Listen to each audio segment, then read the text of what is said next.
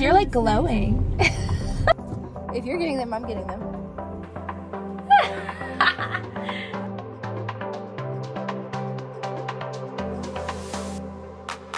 Hi, hello, and welcome to The Bookish Life. I'm Jess. And I'm Tori, and it has been a hot fucking minute. Like, how do we do this? Since we sat down and recorded. So sorry we missed last week, but you know, life happens. It was a lot, which is the topic of our episode today, because I went to 2 signings back to back, and I was like, we'll be fine. We'll get it on schedule. And Tori was like, no, you won't. No, we won't. I knew it. I called it. You did. I was too optimistic. I mean, you know, you tried. A+ for effort. Yeah. I mean, I just didn't realize how short 3 days between signings actually was. So it was really short. Yeah, but that is the topic of today's episode, which is book signings. So obviously we are book signing connoisseurs. I was like, we are, what is the word I want to say? Like, we are veterans at book signings. Like, veterans, that's a good word. Yeah. We have how many? I can't even count how many I've been to. Since 2022, I think I've gone to like over 15. That combined as like a reader and assisting. 15? Yeah, just in like 3 years. In 2 years? Yeah. I mean, we go to a lot, and I always say, we'll see if I go, and then I end up going. So, like, we're already planning for 2025. We said no to one that I'm kind of regretting, but I think it'll be fine. It's more FOMO. No, because that weekend it might be rare. Yes. Well, so it's hard. So I feel like I'm going to get ahead of myself with the discussion, but book signings go on sale a year in advance, and you're like, do you want to go? Do you not want to go? But they sell out within an hour. So you have to decide a year before, within the hour they go on sale, am I buying these tickets? And it gets so stressful. So a lot of times we'll just say, like, we'll buy it, and if we don't end up going, we'll resell our tickets, because they're pretty easy to resell. But they're also pretty easy to get after reselling, like after people decide to resell, because that's happened before with us, where we don't feel like going, and then we're like, no, we really want to go, and we buy stuff from someone. Yeah, or we miss out and we don't get tickets when they go on sale, and we have to like battle it out to go. So hard to keep track of, because like the Canada one just went on sale. We didn't realize it until 30 minutes after it went live, and they were sold out, and we're like, well, but that is the one that we really. But that's the one we really want to go to in 2025 too. I know. So I don't know. I don't know if we'll get tickets. I'm hoping we shall see. I don't know. We'll see. Because also it's changed for us because we work for authors now. So we do have the opportunity to like go with our authors, but also some of our authors might have people already going with them. So it's just up in the air whether like you're going to be needed for the event or not. So yeah, and you won't really know. You won't really know until closer to the event too if you're assisting, which sucks because it's like, I think for a Polycon, which is the one we both just came back from, we were trying to get tickets when they first went on sale. Did not get tickets. That was so summer's so frustrating trying to get tickets for a Polycon. We were on there early and we didn't even have a chance. Like every single time we logged on to the page, as soon as they went live, it was like, I don't remember what it said. It just said sold out. And we're like, but it's literally like 8 o'clock. Like, how is it sold out? Yeah, it was rough. So we were trying to get, there was hundreds of people trying to get resale tickets, and we were included in that. And literally, it was hard. 5 minutes. It would not even 5 minutes. There'd already be 200 comments. Yeah. On a resale. Yeah. Ticket. Yeah. It was rough. Hard to get, and it's getting so annoying, but I get it. I don't know, like, if it's just the explosion of the book community that there's so many more people interested in book event conventions and stuff, because I've been going since like 2017, and they've never been this hard to get as they are now. Yeah, I don't know what it was, but then I was able to get a Polycon ticket from a friend who decided not to go. So she was like, hey, before I post like it's resale for everyone, do you want it? And I was like, yes. I bought it. And then Becca with Hello Lovely both asked us then very next day if we wanted to assist, which that's usually how it goes sometimes, is like really close to the event, you know, someone will reach out and be like, hey, do you need an assistant? Or I need an assistant, can you help, type of a thing. Oh, we're matching. I got Tori hooked on these. Yeah, they're really good. They have caffeinated ones that are in cans. Oh, and I really yeah, like they those. do. They taste the same. And I like those too. So, but they're harder to find. Anyway, totally random. So we both went to a Polycon, which was great. And we assisted Hella Lovely. And that was fun. It was just a very quick weekend. You went to Denver as an assistant the previous weekend with Catherine Cowles. Yes. And Rebecca did go to that one, which I do work for Rebecca. But like I said, usually have assistants pretty far in advance. And she already had an assistant even before I started working for her. Yeah. So that person, you know, she's not going to be like, no, just kidding. I'm not going to take you. Like, that's rude. Yeah. So I missed out on that one, which I'm glad I did, because back to back, I would not be able to do the back to back. And I will say, like, assisting is exhausting. It is so much time, so many hours. Like for Hella Lovely, we had to be down in the room by 7. So that means like up around 6 if you want to look presentable, hauling and lugging 1,000,001 boxes, opening them, organizing everything, displaying everything, and then you're at the table for like 6 hours a day, and then you have to clean up, and then you're being told you have to carry all these boxes places. So yeah. It's a lot when you help. I mean, like, it might be different, like, depending on how busy, who you're working for, how busy they are. But, I mean, every one I've been to and helped at, it's been a lot helping. Yeah. But it's like depending on what kind of books they have to sell, how many pre-orders they have. Like, yeah, that really all varies. So, yeah, that's that. Yeah. And I think that there's been a lot this year that has come to light about book signings. First book signing this year was Sweetgrass, and that one, I feel like there's a lot of discourse around book signings now, because a lot of people want their book signing to be the big best next thing. And I think that's a fault of a lot of book signings, because what was very frustrating, we talked about it I think in our last episode, where it definitely was a little messy at Sweetgrass because they doubled their tickets they initially wanted to sell. So really it was like, we're just going to this fun small signing. It wasn't hard to get tickets for us. Like, they were fine. And then we heard they just kept on adding more and more tickets to the point where it took an hour for us to get into the signing room, which was very disappointing because it was already a short signing. We missed out on seeing some authors because we lost an hour, and authors were out of wristbands, and there was no ADA line. Yep. And I think that it's been very clear recently that signings are not prioritizing ADA, which I can let you speak on. Yeah. How do I want to get into this? So at Sweetgrass, like, how do I say this? ADA lines, okay, having ADA guidelines is like a legality thing. Like, it's illegal for you not to have and be ADA compliant. I'll just say that. That is 100%. What does ADA stand for? Accommodation, something disability accommodations. Accessibility. Okay. I don't know. I don't remember the abbreviation. But there's like a federal law that every single business needs to be ADA compliant, right? Like, which means accommodating anyone with a disability. Yes.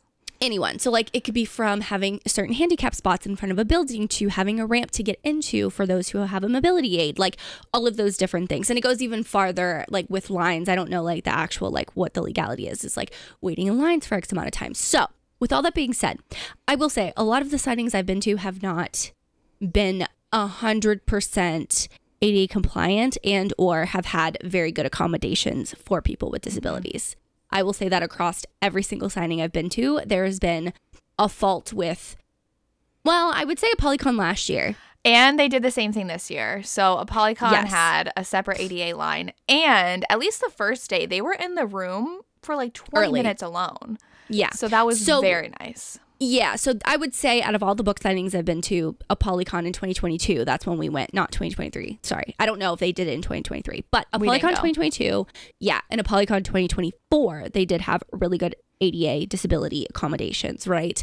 Now, what started it for me, which is interesting because Readers Take Denver, there's a lot of talk going around, and you know, we could spend all the time talking about that, but it's not our place. Well, it's not my place because I didn't go, but also Jess, you went as an assistant, so you had a completely different experience than a lot of people, so it's hard for us to talk on that. But I do have a friend who I did an Instagram post, we did a collab post with. Her name's Gretchen. I did it with Ava from Ava's Romance Books, where we talked about what we wanted to see for ADA compliant ADA stuff, right? We gave like 5 little topics.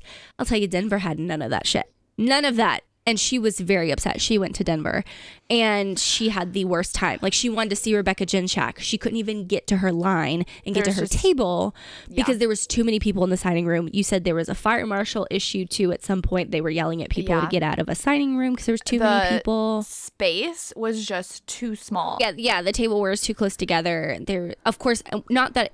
They were too close together. They had too many people in the signing room. So like anyone with a mobility aid couldn't get through. Anyone who didn't have a mobility aid but have a disability were getting pushed around and shoved around and bumped into, which like that's the whole point of like, you know, having ADA accommodations. And me and Victoria actually for a Polycon, we went to dinner. Victoria from Victoria's Romance Reads. We were talking about how when we both went to a Polycon 2022, it was really nice because we reached out. Which, I mean, I think they should also do an ADA accommodations post every book signing so everyone knows rather than like me reaching out and be like, hey, what do you have? Because you should already have it. Yeah. Anyway, for Sweetgrass, long story short, Sweetgrass, they said there was no ADA line, which I'm like, okay. I mean, like, the red flag, but I, you know, left it alone. We went with it.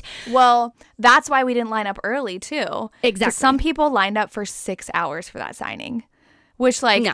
I'm not gonna make Tori stand for 6 hours. Like, that's ridiculous. And like, we had our carts. You could have sat down for 6 hours, but like on a hard surface for 6 hours. No. Yeah, no, I wasn't doing that. Sorry. But then because we came later, we came like 30 minutes before the signing started. We still had to wait an hour and a half in a line. Yeah, and not even that. Like, I can wait in line. Like, I'm okay with that. Like, I mean, I don't like to because, you know, but shouldn't have to. But I shouldn't have to. But I also had to walk 15 minutes to the back of the line. Yeah. Which the whole point of an ADA line is to not wait in line for a very long time and not walk. And I wasn't the only one with a disability. They had people with mobility aids that were in line. And I'm like, they should not. It was hot. It was getting hot. It was the middle of the day. It was 11:30. Yeah. You know, disability goes, what people don't realize is disability goes beyond what you can see. And just because someone doesn't use a mobility aid standing there, they may look like they don't have a disability. But that might not be the case. You know what I mean? And we have a lot of friends like that. Exactly. Yeah. So, you know, a lot of people too, if they don't have a friend or they don't have people who have a disability, look at someone and be like, oh, why are you in the ADA line? It's like, one, that's not your place to say that shit, which don't even get me started. I can get really pissed off about that. But it's also one of those things that's like, that's none of your business. People who have accommodations, it should be there if they want to use it or not. That's their prerogative with having a disability, is to use the accommodations that they need. And not every person with a disability needs all the accommodations. They may need only one or two, as in using a cart because they can't carry books. Which a Polycon let us do too, which I really appreciated. In 2022, when they didn't allow everyone to have carts, they only allowed people who needed one, like you had. That was an accommodation they offered, which is not an ADA compliant legality, but it is a just ADA going above and beyond guideline, which I think for a book signing is a very good accommodation for a lot of people. Going beyond that, when you have a cart and if it's on carpet, some people like me can't push that around. So it's nice that they had a +1 that was able, and Jess was my +1 because she pushed my cart the whole time. Yeah. I was going to say, it's really nice also when and I mean, like, you don't want to go to a signing alone either. So it's like, you have friends. So it's nice to like give the people with an ADA accommodation like the chance to have a +1 so that you're able to like go with someone and I can help you if you need it, which ended up happening at a Polycon. It's also nice to have like a +1 or +2 even. Like we went with a group of friends. We had like 10 people. So obviously not all 10 people can come in line with me. Yeah. But already having a chronic illness and disability is like isolating in and of itself. And when you have to get like singled out to go into an ADA line, that can be like, it's just weird sometimes. Like you don't want to use it because you want to stay with your friends, but you do want to use it because you need those accommodations that they have and that they offer. But also like it's really tough. And like, even for me, I feel weird sometimes using the ADA line. You know what I mean? Because sometimes you can't have a +1. So like even I have to go later to the registration, which means we got in late for Sweetgrass. Like it's all these different things. And it's like, I just wish that they would just have a baseline of like what every single book signing should offer. You know what I mean? Like the legality part of it is literally like the absolute bare minimum. Like, thank you for having elevators. Thank you. That is the legit bare minimum. That's not what I'm talking about. That's when we talk about ADA accommodations. And I think Readers Take Denver really, supposedly from what I've heard, only had the elevators for accommodations, which really sucks. I was very mad. Yeah. So Yeah. I mean, I could go on and on about that. We can make like the whole episode about that. But, you know, I just need book signings to do better because, you know, Sweetgrass was the one where I was like, this is kind of really fucked up, honestly. Yeah, but that was not the worst it No. could be, which we were not prepared No. for what the worst Yeah. was to come. But it was a bad sign. But I also think like they were trying to just be too big. And I think they realized it because they did say they want to focus on smaller signings in the future, which I think is really great. Like, and that's what happened with Canada too. Like they did not have a ton of tickets to sell, which is frustrating as a reader because like we all want to go, but also we all want to have a good experience, and going bigger and bigger and bigger is not a good experience. Yeah. So Yeah. you need to limit your tickets. Yeah. Like I said, on flip side as a reader it is frustrating, but when you get a ticket and you get there, you're grateful that they only sold that X amount of tickets and they didn't, you know, add more tickets like Sweetgrass either to make money or because they wanted to add more people. I think the venue was okay for that many. Oh, yes. It was a very Like, nice big space. The inside, the registration line was atrocious and they ran out of all the swag stuff like that every attendee should have gotten. We did not get one because we were at the last in line. Bags everybody's walking around with? We never got that. I had free stuff like free books. We never got that at all. So I don't know. There's, you know, different things with different signings, but you know, we should just have like a baseline. I know a lot of them have boards and, you know, people that get together in a panel of people that put it together, but we need to do better. Like already 2024 with book signing is starting off bad. So Polycon was put under a huge microscope because Denver was literally the week before, and I think they were very aware and they did a lot of things right. There were some things that came to light after that they've done a really good job, in my opinion, addressing. Like Jennifer Armentrout even came on and was like, I saw this, I've addressed it with the individual, and we are for sure like focusing on this moving forward, which I think was really great. Which you can tell then like who really cares about like the reader experience of their signings, and I think Jennifer Armentrout has always really been aware of that. It was very interesting though how a Polycon was so fantasy heavy that like normal contemporary romance authors who usually are impossible to see at signings had no line. And so it's just really interesting to see like the crowds at signings. You can find a signing that like really fits your niche because there's like a monster romance signing coming up, Queers and Quills in Oregon, that I'm really excited for. I don't know if we'll go, but like that would be a really fun signing to go to because I think that's September of next year. But I feel like there's a lot of like really specialized fun signings popping up and you can find. But like don't get it in your head you have to go to every one because that's exhausting. So yeah, you don't have to, even though you may have. Like I started to have FOMO with Denver, and then I saw the first day I was like, I don't have FOMO no more. I'm okay. I'm glad it didn't go. I'm glad I skipped that one. But yeah, like I hope our next signing is Book Bonanza, and we're both assisting, so I'm hoping that things go well, hoping that for ADA accommodation for readers, I hope that goes well. I hope they, you know, announce stuff rather than me having to tag someone in a Facebook little comment or email them and ask. That should just be something that's provided. It's like, this is what the ticketed authors are, this is what the seat map or the assigned tables look like, and this is our ADA accommodations that we have. I need you to know that, because Victoria actually said something really good at dinner, that sometimes I don't know if I need the accommodations unless you tell me what you offer. Like if carts are not allowed, I need to know if an ADA, if that accommodation is I can have a cart. So, you know. Yeah. But you mentioned Facebook, and I think we can transition into like tips for book signings. Yeah, we'll definitely end with that. To our fair share. I mean, we just spent the first half complaining, but I think it's important to like hold these signings accountable because you are paying a lot of money to go to some of these. Like most of them now are very expensive. So like $200 to attend. So you should be getting your money's worth out of it, and they should be respecting the reader. Also respecting the authors and treating them well. I did appreciate. Just about to say that. Yeah. Denver was rough with that, like making sure authors had water, making sure they get breaks.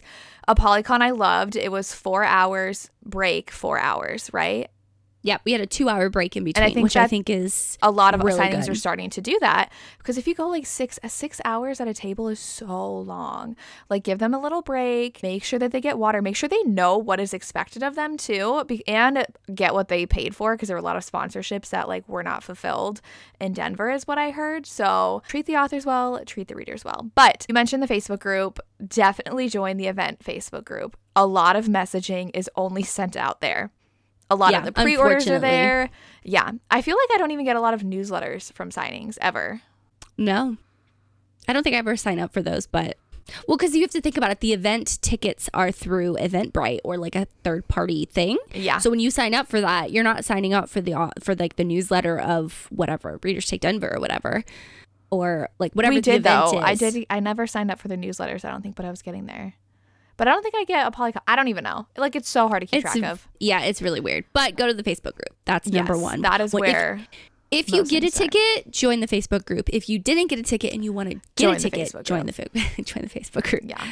Or if it's announced and you want to know when tickets go on sale, join the Facebook group. Just join them all. I'm in all of them, even if I'm not going. I'm not. I wasn't in the Vancouver one, which is probably why we missed the tickets.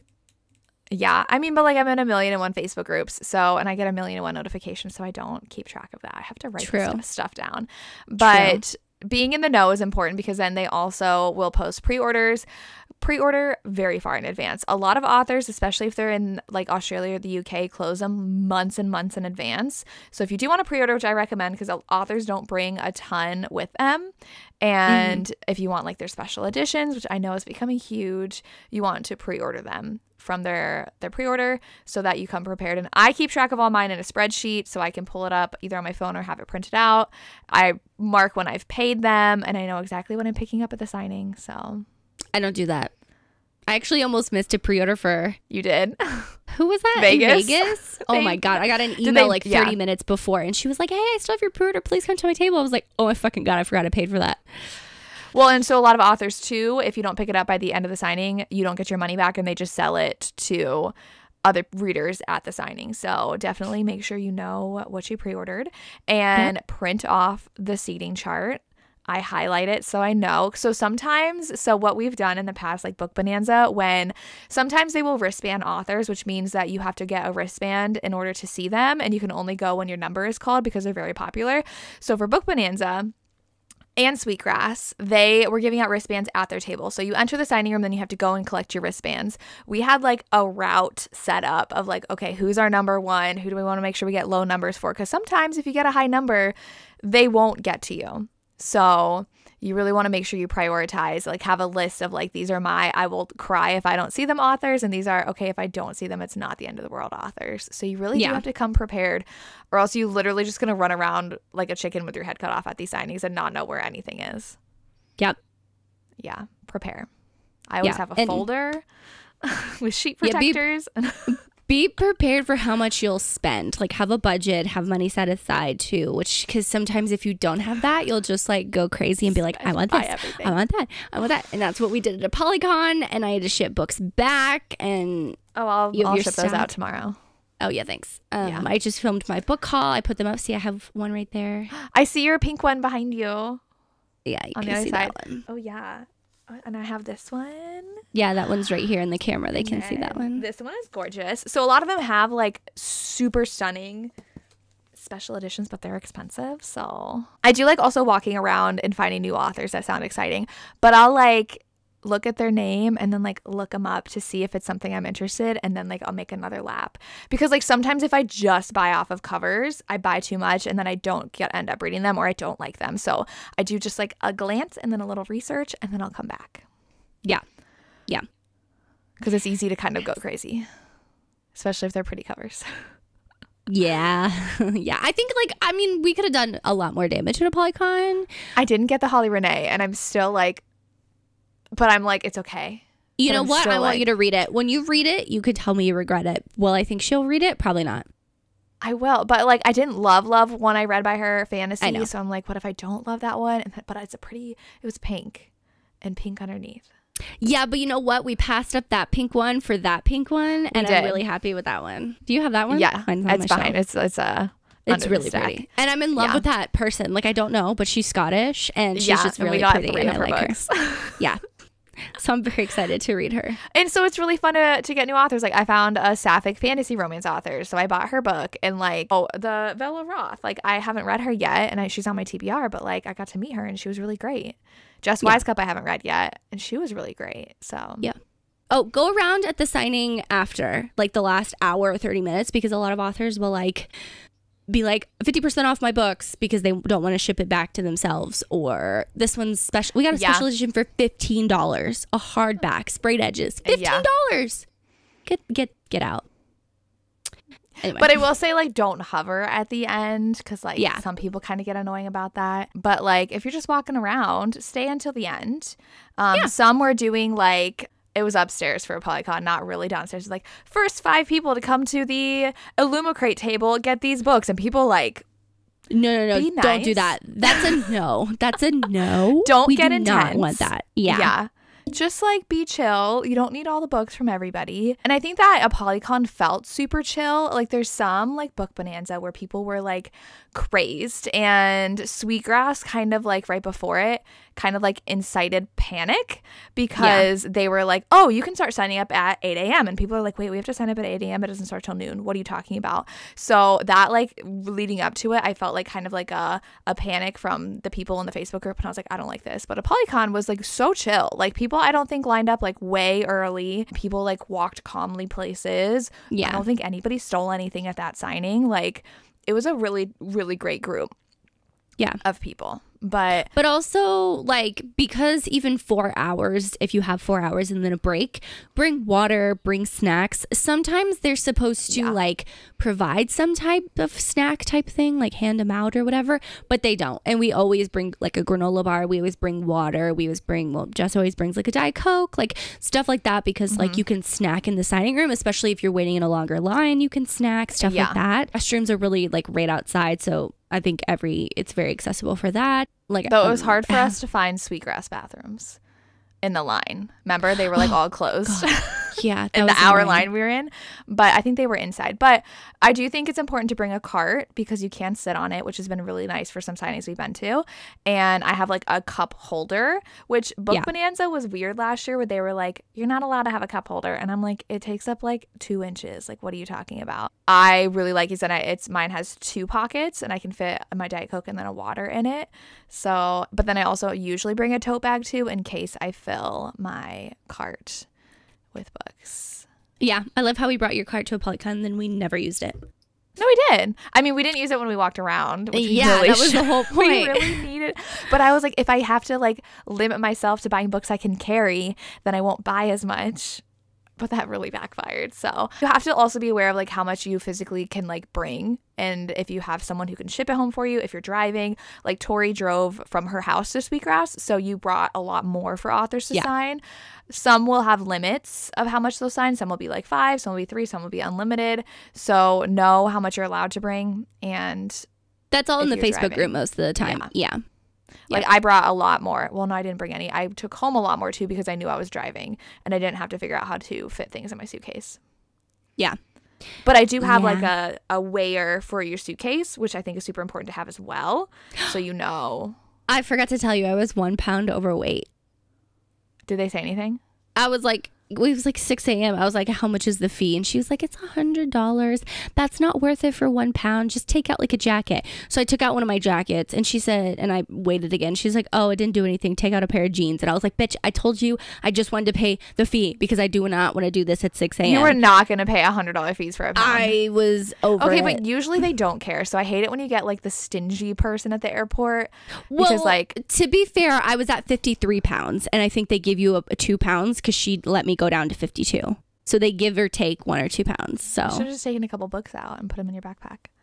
That was in the zippy part and I like barely cracked it open. I took out a pair of jeans and it fit. So okay, that was just me complaining. But yeah, be aware. Yeah. Just be aware of how much you got. Okay.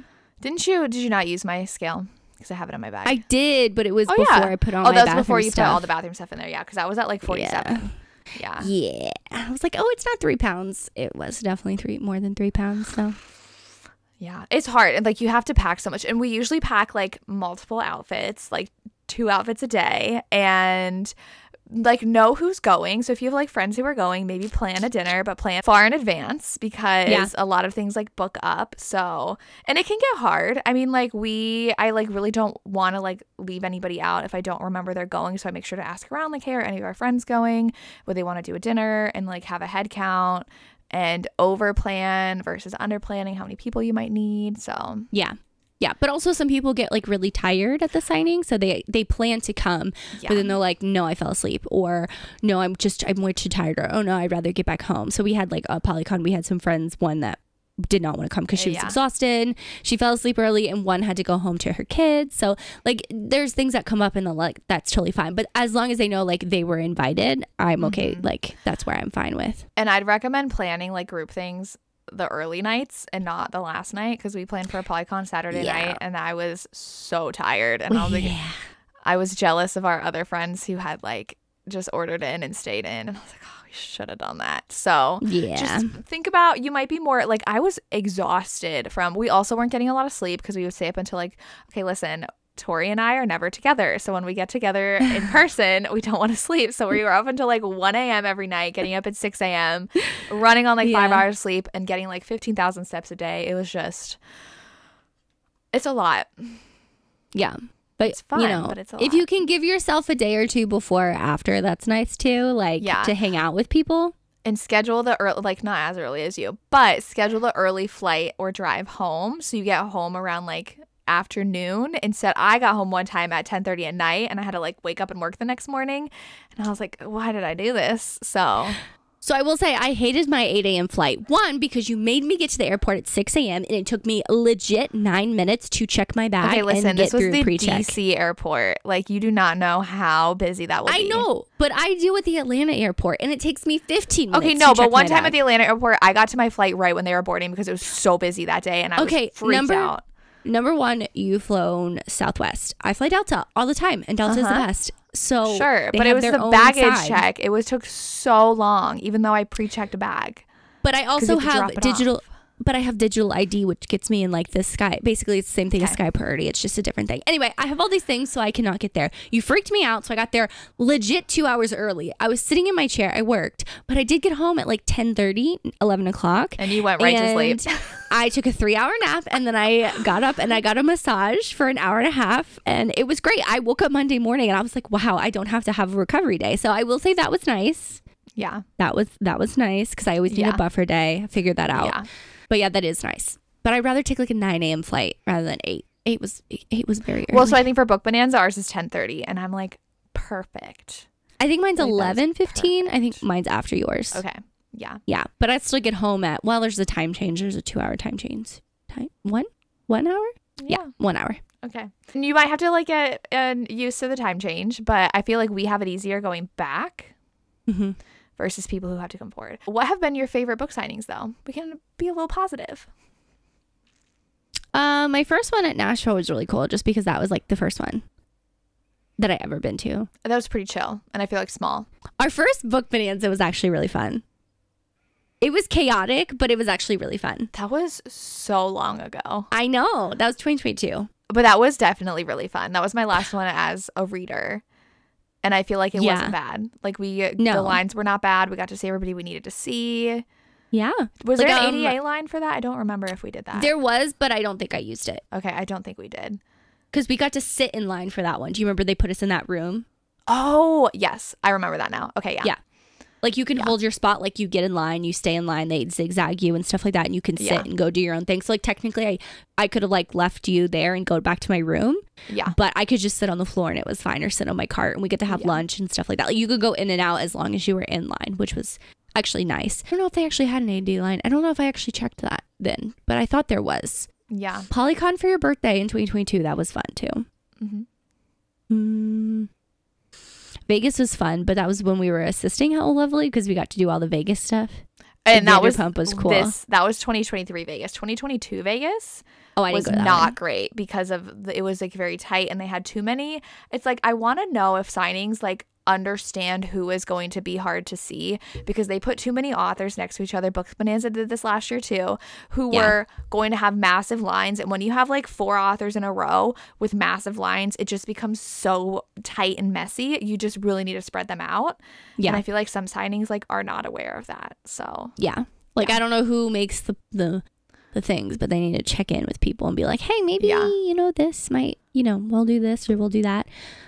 Steamy Lit might be my favorite. yeah, Steamy Lit, I'm so excited for this year. And it's also fun to think about like what's in the area, like visiting a new city, because like Seattle was fun and I got to go around I haven't gone to DC's Seattle. been fun.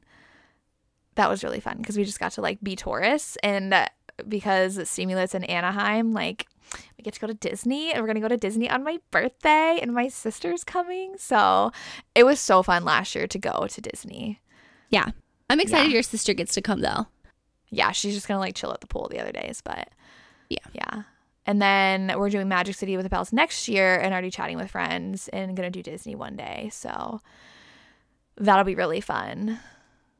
Because you're already gonna like pay all the money to go somewhere, you might as well like see the area. So that's also really fun because we love to travel. So yeah, that's really why I want to go. They're thinking of doing a Rare in New York City in 2025. Rare, I think, is the same weekend as the, what is that one called? Beachside Book Fest. Yeah. So I don't know what that means if they're at the same weekend. It's just hard that like they're all so around each other, because we're already gonna go to Magic City with the Bells, Wild and Windy Phoenix, and if we're gonna try to go to Polycon, that's February, March, April, and then Beachside Book Fest would be May, and I'm like, that's a lot.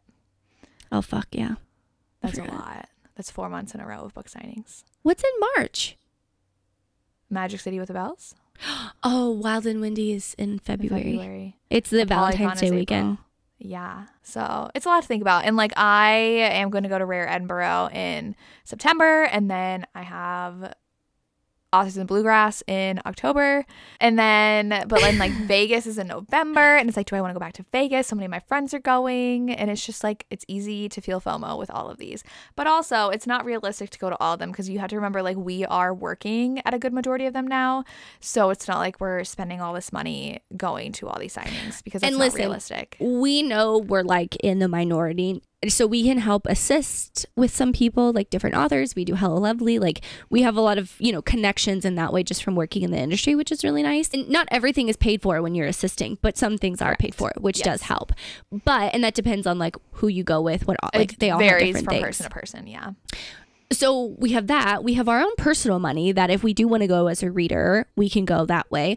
Or we have our Forever and Always business, which has been funding some of our trips this year. It did Sweetgrass, and then we did for Steamy Lit. All of our stuff is going to be through our business. So we are very lucky that we have those three like options to choose from. Yeah. So I know we're not the minority. So like I would pick, most of the time I've seen friends that if they're paying for it themselves, they go to one or two a year. And they usually do like one by them and like one that's far. Yeah. Yeah. Yeah. So, but for me personally, like the reason why I like to go to book signings is because I get to travel, and especially I want to travel to new cities. So I'm going to try and do everything possible. If I'm not assisting, then either like our business can pay for it or I'll pay for it myself, just because I want to see different cities. That's like my own personal thing. So I will like extend a trip. And Burrow, you're extending your trip so you can hang out, and your sister might meet you said? Yeah.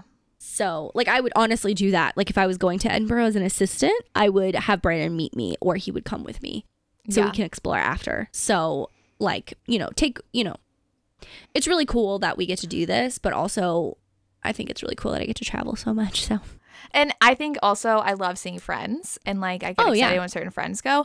But I will say, like, sometimes I'm just like, because like you don't like really get a lot of time with friends at book signings.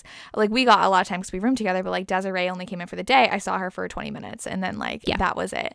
And so I do think like if you're thinking about it also, it might be fun to just like do a bookish trip outside of signings with your friends. Like instead of all going to all these signings together, just choose a trip where you can just spend time together, because you really don't get that at book signings if you're super busy. So yeah, like that's why I'm glad for like Steamy Lit we're going like earlier, so we can you either go early or stay late, so you can have, I prefer go earlier because after the book signing I'm like I want to go home, like I want my home bed, but like having a day where we're going to Disney with friends, so it's not only like hanging out at the book signing where it's go, but we're like relaxing, going to Disney, going on rides, like having conversations, like spending the legit whole day together. So like that's always fun. Like Magic City with the Bells, we're planning on doing that, like just different things where you can spend time together. Like, I don't know. To see people. That's all I have. That's all I have. Okay, bye. I'm just kidding. But yeah, I mean, like, I know a lot of people expect a lot of things out of book signings, and when you're paying $300 for a fucking ticket, I do not blame you for expecting a lot. But go in there being as prepared as you can and trying to get as much information from the venue and the event people as possible. So like you're prepared so you can try and make it as best as possible. Obviously, it's up to the venue and the like signing people to make it good. You can prepare as much like for yourself, unfortunately, but I think the ones for the rest of the year from what I've seen are pretty prepared. So I don't know. You're just doing Book Bonanza and Steamy Lit right now, right? Yeah. Okay. Because I'm going a trip in July. Just gonna go to Hawaii. Hawaii. I may do Seattle. I don't know though. Yeah, that's all I have planned for the rest of the year. But I might add some, like if I could get a ticket or if things pop up, like you're going to Authors in the Bluegrass. I'm like, that's only a 4.5, 5-hour drive. Maybe I can go and see you. Even if I don't get a ticket, we can hang out. Thank you guys so much for watching. No, that's my outro. Oh my God. See, it's been so long. If you are listening on Spotify or Apple Podcasts, leave us a rating. Tell us what you thought. For the emoji, what emoji? What did we talk? We talked about book signings. We can't have a book. What would we do? A plane for traveling. Sure. A plane. Plane, a car, a train, however you See, travel. I don't like options. You got to give me one and I know what to do. Oh, just saying the glass of milk or the water one, by the way. No. Yeah. No. People were like, milk, disgusting. And then they would put a milk emoji. Well, okay, I also don't think there was a water emoji, but I was gonna say I saw a lot of milk emojis in that video, so but then people were like, that's disgusting. Anyway, plane, leave us a plane emoji in the comments down below. Yeah. Thank you so much for watching. We hope you enjoyed our Bookish Life and we'll see you next time. Bye. Bye.